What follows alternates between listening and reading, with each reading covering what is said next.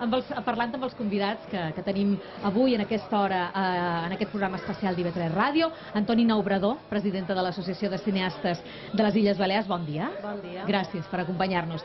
Ho hem sentit, els Goya, Woody and Woody i Agatha són dos esdeveniments recents, però que representen tota una fita per al cinema fet a les illes, no?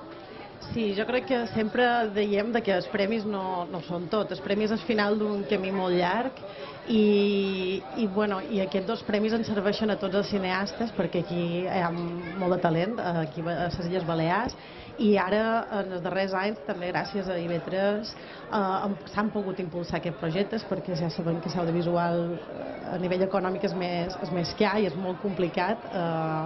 Llavors, clar, els Premis Goya el que fan és ajudar els altres artistes a que puguin seguir creant, perquè quan te donen una ajuda i llavors un premi, tothom està més satisfet i més content. Llavors estem molt contents perquè ens ajuda a tots. Saludem també ara els altres convidats que ens acompanyen avui. Margarita Orfila, presidenta de l'Ateneu de Maó, impulsora de la candidatura de Menorca Talaiòtica. Bon dia. Hola, bon dia, què tal? Bon dia. Pons Pons, escriptor, bon dia, Pons. Bon dia. Gràcies per acompanyar-nos. Antònia Ciré, vocal de l'Institut d'Estudis Eivissencs, bon dia.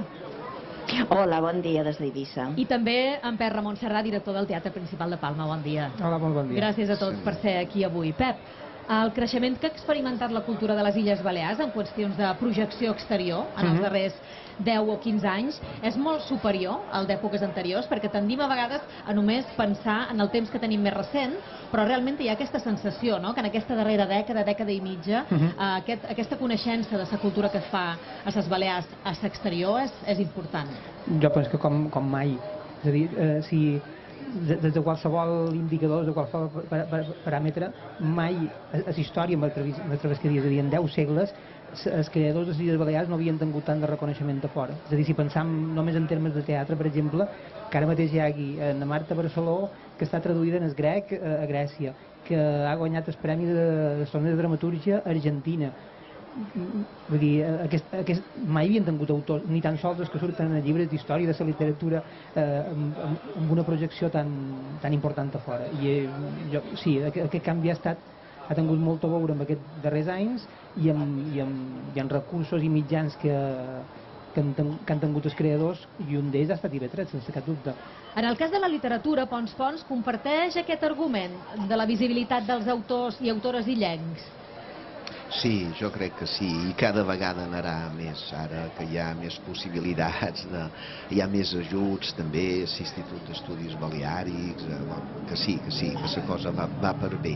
Abans de dir res més, vos vull felicitar per aquests 15 anys d'IV3 i espero que quan celebreu els 100 anys d'IV3 també mos torneu a convidar.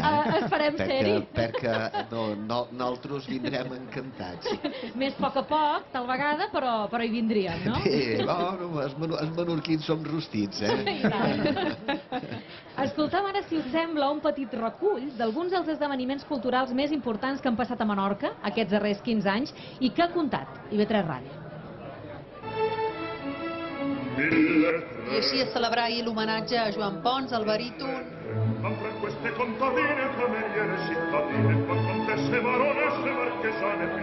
I guanyador del 41è Premi Born de Teatre és Francesc Massaguer Aragall. Gracias a esta renovación, el museo pasa de ser un museo generalista a un museo que muestra áreas temáticas elaboradas a partir de las últimas investigaciones de diferentes especialistas en arqueología e historia de la isla. És un orgull per Sant Lluís poder acollir aquestes jornades literàries per primera vegada i recollir escriptors de la Mediterrània. I Maó ja té des d'avui el seu centre d'art, és Can Oliver. Des de lo que són les exposicions fins a la pujada a la torre i poder contemplar molt des d'aquí dalt. L'any 1976, un grup de 3 joves irromp en el panorama musical cantant cançons tradicionals menorquines. I és un gust que ens hagin donat l'oportunitat de fer aquest espectacle i de crear aquest homenatge a Traginada que tant va significar per la música menorquina.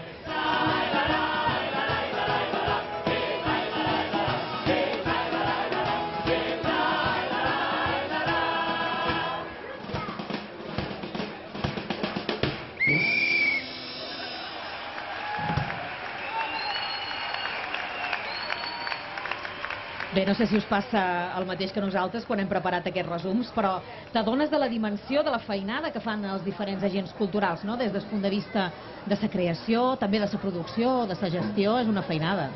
Sí, clar, també són uns anys on tot el que és cultura i creació ha canviat moltíssim, vull dir, perquè la globalització per una banda i els mitjans digitals per una altra han fet que sigui més senzill crear i donar a conèixer el que crees sense més intermediaris i a la vegada jo penso que això ha produït una explosió de producció cultural en general. Margarita Orfila, com a presidenta de l'Ateneu de Maó, quina importància considerau que tenen institucions com ara el Teatre Principal de Maó, on sou ara avui de matí, o l'Ateneu de Maó, que presidiu, en la vitalitat, on l'impuls d'un sector cultural com és el de Silla de Menorca? Bueno, jo crec que la labor que es fa des d'aquestes institucions fa que Menorca tingui una activitat cultural extraordinària. Crec que és guapo avui unir aquests 15 anys que té IB3 amb el fet que l'Ateneu de Maó en farà 115, a la qual hi ha una diferència de 100 anys, però com ha dit en Pons, com d'aquí 100 anys ens tornarem a veure, cap problema. Però sí que jo sobretot el que vull destacar, evidentment m'encanta estar en el teatre principal, a més jo visc molt a prop i el veig de casa meva cada dia. El fet que hi hagi una institució com sigui l'Ateneu de Maó, que és una institució privada, i la feina de voluntariat que sempre tots els membres de totes les juntes que ha tingut aquest Ateneu han fet que ara, en el segle XXI, aquesta institució, l'Ateneu, tingui una vitalitat tal com va començar fa 115 anys. I crec que això és, sobretot jo, el que vull destacar.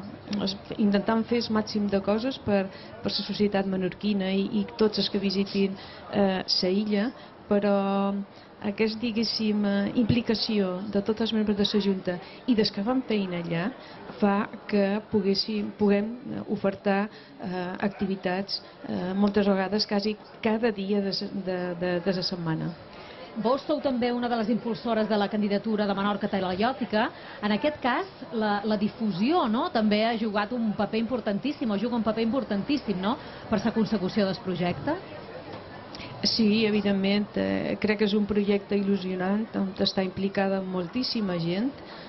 Va ser una andadura que vam començar l'any 2009. Sempre es va dir que era una cosa llarga, no fàcil, però jo sempre he cregut en aquesta candidatura i penso que per Menorca seria un benefici extraordinari, però ja ho és en aquests moments. Tota la quantitat d'accions que s'han fet per donar a conèixer més la cultura talaiòtica de Menorca ja ha merescut la pena. En aquests anys, des del Consell Insular de Menorca i amb el recolzament del govern balear, crec que l'impuls que s'ha donat a la recerca d'arqueologia ha estat extraordinària. Si la cultura talaiòtica de Menorca ja era popular a Menorca, encara ho és molt més, i poder anar a visitar tota una sèrie de jaciments que estan molt ben explicats, amb una sèrie de cartells, o veure la quantitat d'universitats implicades avui en dia amb excavacions i en recerca d'arqueologia de Menorca per conèixer més i millor el nostre passat, crec que només per això ja ha valgut la pena. Continuem a IB3 Ràdio en aquest programa especial dels 15 anys de ràdio pública a les Illes Balears. Continuem conversant amb alguns dels representants del sector de la cultura de les Illes i, si us sembla, escoltam ara algunes notícies més que han protagonitzat la vida cultural de les Pitiüses aquests 15 anys i de les quals IB3 Ràdio n'ha estat testimoni. 5 anys han hagut d'esperar els ibicencs per tornar a gaudir del Museu d'Art Contemporani El Masse. Després de les obres d'ampliació, aquest centre cultural ha obert avui les portes i l'exposició que l'ha inaugurat ha estat la del pintor mallorquí Miquel Barceló i l'escultor britànic Barry Flanagan. El MACE, ubicat a Dalt Vila, torna a obrir portes. El nou museu ha triplicat el seu espai. Té 2 pisos, una planta baixa i 2 de subterrànies. Eivissa forma part del conjunt de 15 ciutats patrimoni de la humanitat d'Espanya. És el tercer país que acumula més béns amb aquest distintiu, només després de la Xina i Itàlia. Les murades renaixentistes de Dalt Vila, el jaciment fenici de Sa Caleta, la necròpoli púnica d'Espuig dels Molins i les praderies de Posidònia Oceànica eren els béns de l'illa que s'emportarien la nominació. Era una de les poques candidatures mixtes en barrejar valors ecològics i culturals. L'anunci oficial del sí es va fer el 4 de desembre, tot i que el 2 ja es va filtrar a la premsa. Sentim la directora de l'Arxiu Històric d'Eivissa i Formentera, Fanny Tur. Vaig formar part de l'equip tècnic de redacció de la candidatura. Vàrem fer una celebració i, evidentment, la festa va ser molt grossa. Jo recordo que quan varen arribar a l'aeroport els 2 bales, l'anterior, Enric Ferranés, i que era bal en aquell moment, la gent que hi havia a l'avió i a l'aeroport els va rebre amb un aplaudiment espontani. Vull dir que la gent ho va viure amb molt d'orgull. Aquest far de la Mola anirà destinat a el que serà un centre d'interpretació de la mà. L'objectiu de les reformes és de disposar d'un espai idoni per apropar la ciutadania tant a la història dels fars de l'illa com també al patrimoni marítim de la Petita de les Pitiuses. Esperam que aquest projecte de museïtzació que ja està en marxa estigui finalitzat. Basta que m'ho demaneu, us diré una cançó nova. Així comença la glosa que ha composat na Paquita, una vecina de la Mola, sobre els plàstics. Quan pensam en una pel·lícula representativa de Formentera, pensam en... Lucía y el sexo. Cuando cauen per la cova aquella d'escap de devores faro. Muchas veces intentamos crear campañas que llamen la atención y luego es tener la suerte de que se grabe algo en la isla y tenga la repercusión que ha tenido esta película. Aquesta pel·lícula, però, no ha estat l'única que ha escollit Formentera com a escenari. Una de les darreres ha estat Formentera Lady, per no parlar de l'anunci de la cervesa que va fer que milers de turistes arribessin a l'illa amb l'idea de passar un estiu d'anunci. Que ho havíem d'acompanyar els aires, no cada dia es compleixen 30 anys en actiu damunt un escenari. Tot llest per presentar Mar entre terres i cantar algunes cançons que els han acompanyat durant aquests 30 anys de trajectòria. Antònia Ciré, vocal de l'Institut d'Estudis Eivissencs, si haguéssiu de destacar quines han estat les fites culturals que han marcat Eivissa els darrers 15 anys, quines escolliria? Bé, jo crec que vosaltres ho heu resumit molt bé i heu donat en esclau. Possiblement posar en valor que Eivissa és un patrimoni cultural, és un patrimoni històric, és un patrimoni arquitectònic, en la denominació que se li va donar a Eivissa com a patrimoni cultural de la humanitat, nombrat per la UNESCO, i a més Eivissa també és un patrimoni natural. El fet que la història, l'arquitectura i la naturalesa, les nostres hermoses praderes de Posidònia, això que vagi tot en la mateixa denominació crec que va ser un encert i que és el que resumeix millor el que són les característiques culturals que tindríem que cultivar més i que tindríem que poder ensenyar cap a fora, no només a l'exterior europeu i espanyol, sinó també poder-ho compartir en les altres illes. Antonina, aquest resum que hem sentit ens ha donat també una visió que fins ara no estava molt explotada, si li vols dir així, no és una paraula gaire adequada, però és que té a veure amb l'audiovisual, que és les Illes Balears com a escenari de rodatges, i parlaven d'aquestes pel·lícules, Formentera Lady o Lucía y el sexo, que és més antiga. Realment també hi ha hagut una revolució els darrers anys de les Illes Balears com a plató cinematogràfic. Sí, això és cert. Clar, des de l'Associació de Cineastes i Creadors d'aquí ens fa il·lusió que hi hagi aquest interès per un audiovisual. El que passa és que ens preocupa que al final, al darrere, sempre hi ha un interès econòmic de vendre Mallorca com a lloc d'explotació. És a dir, no es trasllada això realment en llocs de feina, amb Formentera Lady oportunitats. és una producció d'aquí, és una coproducció, llavors és un altre cas, però sí que l'explosió real que hem vist aquí últimament ha estat Netflix, ha estat en companyies exteriors. I clar, sempre pareix que relacionam Mallorca, bé, les Illes Balears amb turisme, amb explotar la terra de qualque manera, i clar, estem molt contents que han guanyat 2 Goyas per curtmetratges, però encara queda molt de camí, encara no hi ha cine balear xerrat en el nostre idioma, en la nostra gent, que mostra la nostra realitat. No existeix som un sector bastant que està començant, que hi ha molt de talent, que hi ha molta efervescència, però ens falta una base econòmica per començar i una base industrial forta. Com el teatre i la música ja duen més carrera i més anys, nosaltres encara som un sector jove a les Illes Balears.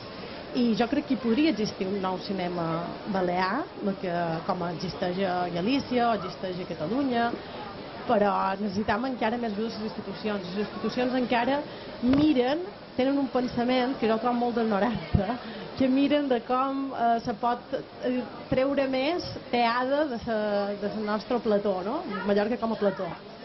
Sí, és totalment cert, és a dir, i no passa només a l'audiovisual, en general els sectors culturals encara viuen molt en precari, és a dir, aquest creixement artístic, aquest creixement a nivell d'influència de creadors, no vol dir que s'hagi traslladat a una vitalitat o una salut a nivell econòmic, ni molt manco. Ara, que aquesta creativitat existeix és evident, i en el món audiovisual, per exemple, allà on s'està veient ara molt és en les sèries. Les sèries que en part està produint TV3, com Mai Neva Ciutat, o Treu Foc, que ara comencen a tenir presència també en les plataformes de streaming.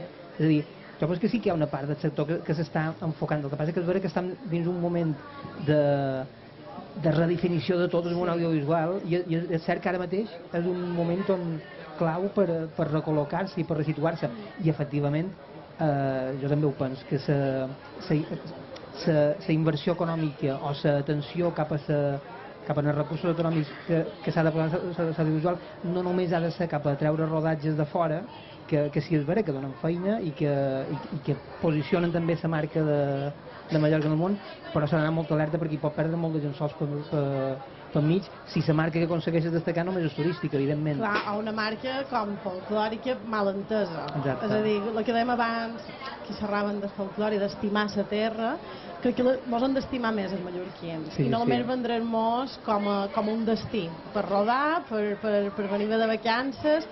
Al final és com sempre som els explotats, no? I per això ens agrada, i crec que és això, que ara hi ha una efervescència, i aquesta efervescència surt precisament dels creadors.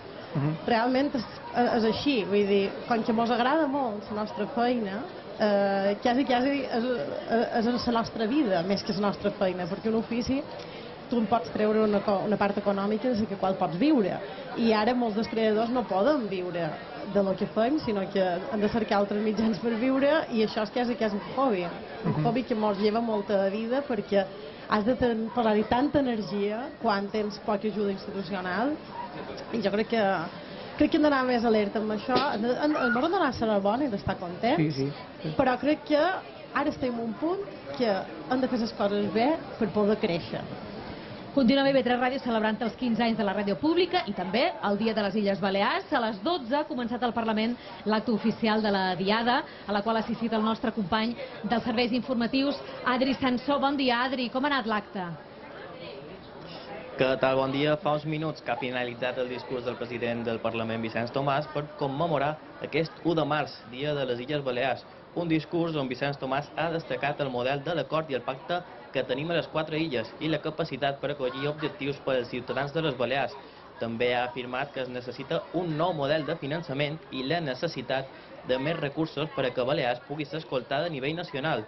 També ha dit que fa falta una reforma constitucional que permeti a Formentera obtenir un senador i ha demanat la desaparició dels aforaments. En resum, el president del Parlament demana unitat política per reclamar un millor finançament autonòmic i l'aprovació de la part fiscal del règim especial de Balears. Moltes gràcies, Adri. Nosaltres fem una pausa en aquests moments i tornem tot d'una.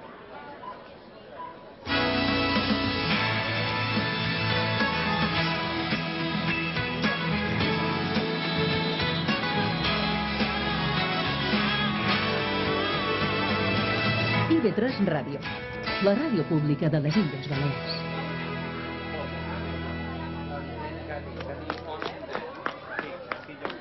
Corro per plaer, corro per gaudir. Ya estoy por Uganda, ha llovido bastante, hay muchas aventurillas en todo este tiempo. Quedas con ganas de escuchar las historias en primera persona. Cuando hacemos deporte, aumentamos nuestra resistencia y esto se ve también en el terreno sexual. Perquè això és de l'altre, home, això és massa. Dilluns a les 9 del vespre, feim quilòmetres a IB3 Ràdio amb Joan Martí. La verdad que correr mola. Avui, a les 10 del vespre, Teatres. amb la missió de Laia en el Parc de Xavier Huguet, amb Margarida Grimal i Albert Prat, test finalista del 6è torneig de dramatúrgia de les Illes Balears. Teatres, l'espai de dramatúrgia d'IV3 Ràdio.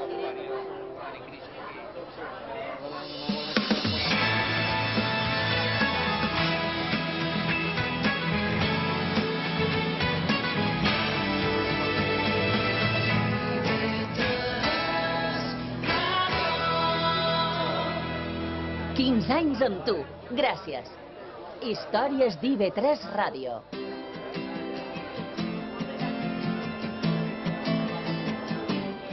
Continuem en directe des del passeig Sagrera de Palma, el Teatre Principal de Mo i el passeig Vara de Rei d'Eivissa, des d'on ens acompanyen els nostres convidats, representants tots d'una part de la cultura de les illes. Pons, Sí. La poesia viu una espècie de moment dolç a les illes, sense oblidar els grans noms literaris. És cert que els darrers anys han sortit un bon grapat de veus joves que tenen molt a dir, no? Mireu, ara, jo ho lligaré un moment amb el que heu dit abans, de vendre Mallorca, de vendre Menorca com a espectacle, com a teatre. Això me preocupa molt, aquest tema, perquè jo som conscient que el turisme dona feina i jo vull que tingui feina tothom, que tothom visqui, que tothom estigui bé, però el turisme també pot ser una arma de destrucció massiva. I jo crec que la cultura, que és el que han vingut a ratllar aquí, és el que caracteritza un poble. La cultura ajuda a salvar un poble, a fer que avanci de forma humanista.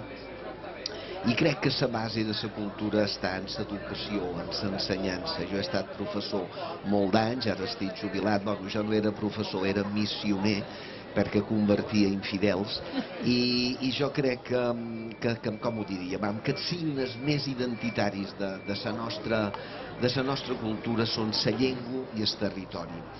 I aquests dos temes continuen estant en perill i n'hem de ser molt conscients. Però el que dius tu de la poesia, tot això també neix de l'escola, de l'educació, de l'ensenyança que donem en els al·lots. I en aquest sentit, jo crec que un poble sense cultura és un poble sense futur. N'Antonina parlava abans que el sector audiovisual era un sector jove, que tenia experiència però que sobretot tenia futur.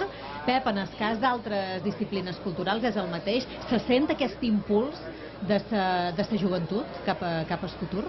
Sí, moltíssim. Jo penso que sí. Ara mateix, de fet, és molt possible que convisquin diferents generacions en diferents conceptes del que és la cultura ara mateix. És a dir, jo ho veig tant en arts escèniques com en el món audiovisual.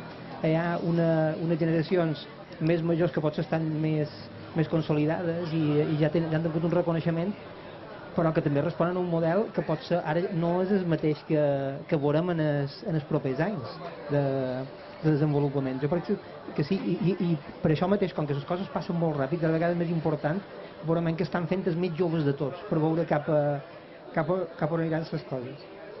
Sí. Margarita, vos sou presidenta d'una institució centenària com l'Ateneu de Mo i impulsora d'una candidatura sobre una qüestió, la Menorca talaiòtica, que també parla molt del passat. Però realment notau un interès de la joventut en aquestes qüestions que vos liderau? La realitat és que totes aquestes institucions culturals, en aquest cas l'Ateneu, que té aquest, diguéssim, tres apellidos, que és científic, literari i artístic, aconseguir que la gent jove s'impliqui en activitats que fan institucions culturals no és tan fàcil, però sempre tenim que crear i tenir noves idees. En aquests moments, ahir justament es va començar un taller de cinema a l'Ateneu, juntament amb el Festival de Cinema de Menorca, i per gent jove, que menys de 35 anys. Hi havia almenys més de 15 persones apuntades abans de que comencés. Per tant, si fas activitats, s'impliquen, però es té que anar fent. I la veritat és que quan, per exemple, ratllant de la cultura talaiòtica, quan es fan visites guiades a jaciments a través d'instituts o de col·legis, tenen interès i demanen els al·lots, a la qual ho tenim que saber fer, és una altra generació, i si ens implicam tots ho aconseguim, però no és tan fàcil com potser fa uns anys, que jo crec que quan nosaltres érem joves ens implicàvem en tot el que hi havia. Ara el món ha canviat, les redes socials, tot ha canviat i bueno, ens tenim que anar adaptant a lo nou, no? No, és una feina importantíssima aquesta adaptació, perquè si volem captar en el públic jove cap a la cultura hem de parlar en el llenguatge que parla el públic jove. Des del teatre principal ho estan notant molt, per exemple, estem intentant augmentar tot tipus d'activitats paral·leles referides als espectacles que feim. Això en definitiva és potenciar la mediació cultural, és a dir, apropar la cultura al ciutadà, no només oferint-li el producte cultural acabat, sinó oferint-li maneres d'arribar-hi en aquest producte. I clar, és que ho hem de fer, perquè si no se les endurà Netflix, és a dir, però nosaltres tenim les mateixes eines que Netflix, nosaltres també tenim web, tenim xarxes.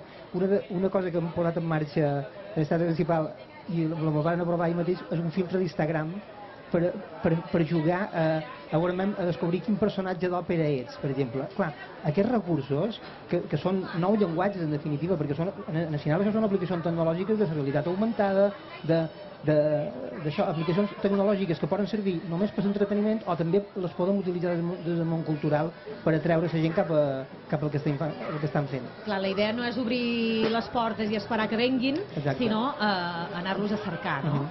Sí, jo amb això també és el que anava a comentar, que al final és una qüestió també de llenguatge, de saber arribar a la gent jove en el seu llenguatge.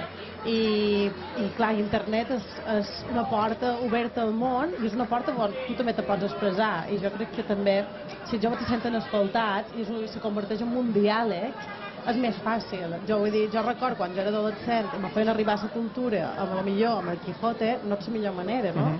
I si tu fas entrar a la literatura i fas arribar en el cine, i fas arribar al teatre a la gent jove, en el seu llenguatge, una vegada hi són de dins, nosaltres ja estan oberts a rebre els clàssics, per dir-ho d'alguna manera. Això que acaba de dir ella, supos que puc intervenir un moment, això és molt important, sobretot a través del cine. Mira, jo me vaig inventar una optativa a l'institut on feia feina de cine i literatura. Al final acabava fent cine perquè la literatura ja la veien a classe. Va ser una excusa perquè me l'acceptessin. I una de les coses que els alumnes van descobrir, vaig intentar fer-los descobrir, és que la cultura, a part de coneixement, també és plaer. És a dir, jo els hi posava una cançó de Coldplay, una cançó dels Beatles, i ells se flipaven i deien, oh, molt guai. I jo els diria, això és cultura.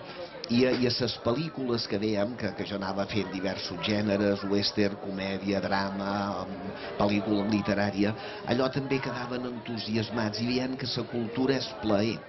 I crec que s'hi han d'entrar per aquí una mica. Per això el que me preocupa molt, perquè ho he vist i ho he viscut, és la banalització de la cultura.